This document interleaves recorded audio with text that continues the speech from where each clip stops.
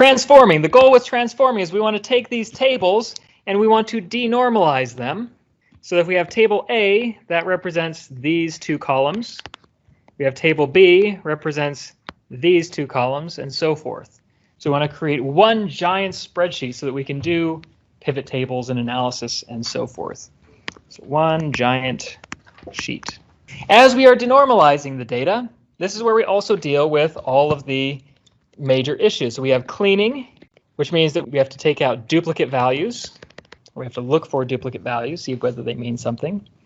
If there are obsolete values, things that are there that don't really mean anything, or invalid data because somebody typed in the wrong value. We have to translate data formats. So for example, I have a date.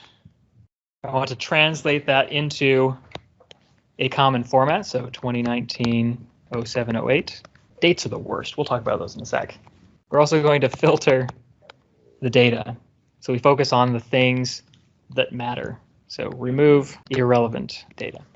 Okay, so that's the transform process. Now, transform sounds easy, but there are some major problems with transforming data.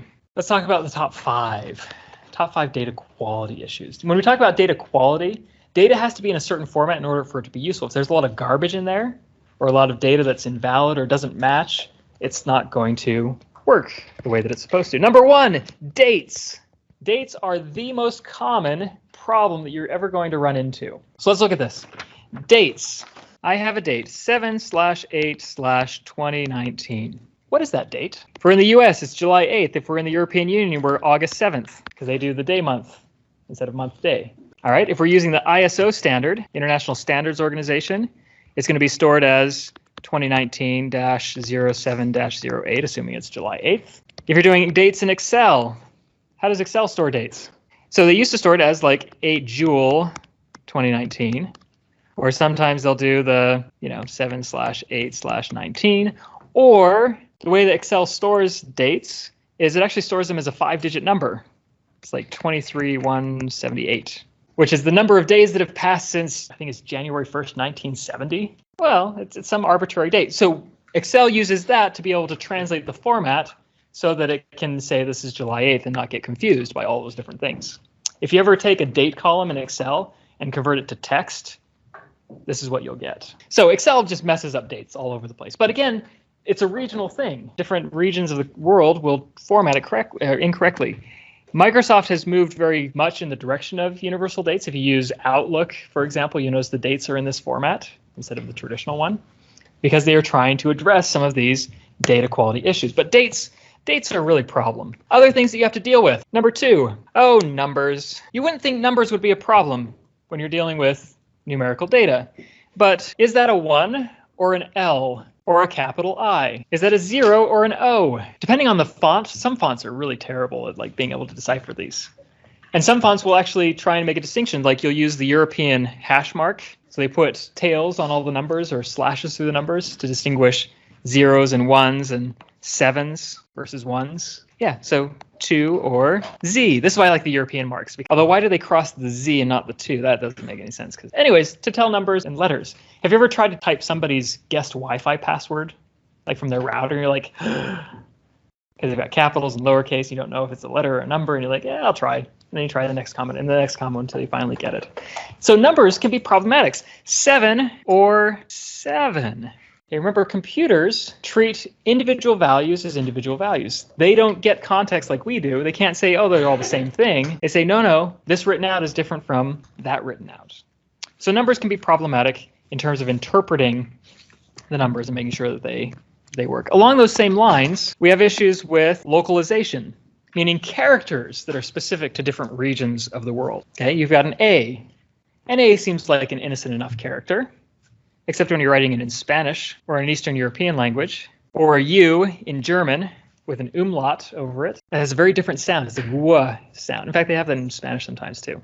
W. Different letters, symbols represent different things. If you are working for a company, your client is, based in Western Pennsylvania and they have a subsidiary in Madrid, you've got to do some consistency checking. If they are putting specialized characters in their database, you have to go through and make sure that everything has a special character, or more likely everything doesn't have the special character, because you're not trying to get people to read words out of a database. So you want to get rid of all of them, find and replace, or have a script that will do it for you. Okay, so localization. Also, there are a bunch of invisible characters that you don't think about, like tabs. You tab over. There's an invisible character that's stored that tells you that that's a tab, versus a space, versus a line break. Remember, line breaks are really important in data files because it tells you when the next record begins. So if that character shows up as a character as opposed to being invisible, it causes some problems there. Along these same lines with localization, language. Language is really funny. How do you spell ketchup? Ketchup. You all agree? Anybody spell it like this? Have you seen it like this? Heinz has trained us all well. Different ways to write different things. Just like we talked about PA. So these are not the same thing in data. PA is not the same thing as Pennsylvania. Cheese is not the same thing as queso or fromage or other languages. We have to, again, when we're working with data, we have to look for these issues because they are going to be there. And we have to translate and transform and fix, find and replace all of these issues to make sure that it is consistent so that ketchup is always spelled the correct way, that we translate foreign languages into English or to the foreign language. We choose whatever the base is going to be and make sure that it's consistent.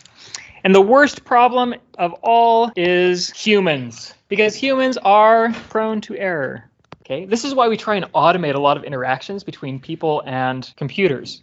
When you go to a grocery store, they're going to scan the barcode because you can't mess that up unless the barcode doesn't work, and then they have to type it in manually. But then when they're typing it in manually, they can make a mistake, right? So you get a pear instead of a grapefruit when they're doing the produce. We want to reduce the amount. This is why we have internal controls, like validity checks. You can only choose the states that we allow you to choose in the format that we want so that it's consistent throughout our data. So we don't have all the variations of that. Or we have field checks. Or closed loop. Are you sure that the data looks good? Make sure that it's nice before you click submit. Otherwise, we have a problem. We're going to see this on Wednesday. Wednesday's lab is all about dealing with this junk and using tools to manage that.